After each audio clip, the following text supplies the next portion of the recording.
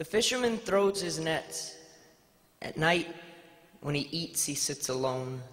His plate round as the moon, he lights one candle on his table. He cuts the fish with his fork and his knife, peeling back its skin like a bedsheet. Most mornings he wakes before the sun. For the fish, they don't sleep long. On some nights when he has been drinking heavily, he goes down to the rocks and he reads to the fish. He reads to them poems from books, poems about the human condition, about the muscles inside of him that question and quiver and shiver and sleep. Bottle in one hand, book in the other, books clutching poems like they were their mother, too afraid to let their children out into the soft fear of the electric night, and he was the wild one to show them this world. His mother will never hold him like that again, he thinks. I'm too big.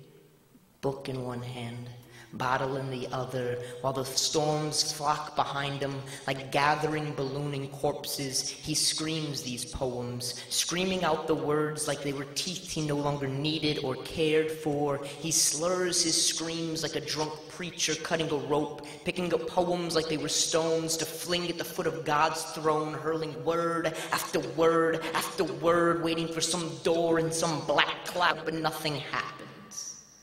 The rain falls, the waves swing, and the fish sleep and awake and sleep and awaken again and again in the rocking of the ocean. He stands above them like a Noah surrounded by bucket after overflowing bucket, and all he has left to catch this wet lightning is this open mouth. So he reads to them. He reads to them about things none of them will ever see, about flowers opening, about birds as large as cliffs holding heroes between their silver wings, carrying these warriors into the open grace of the gods, and a mighty providence this fisherman stands inside of, their shields and shoulders polished hard enough to blind the sun right back. He empties himself, and the waves swing.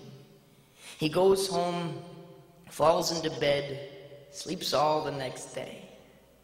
Night comes through his window like a dream, like a fever, like a mother to hold him close to her. He wakes inside of her arms, goes to his kitchen, lights his candle, cooks his audience, and peels back its skin like a bedsheet before crawling inside.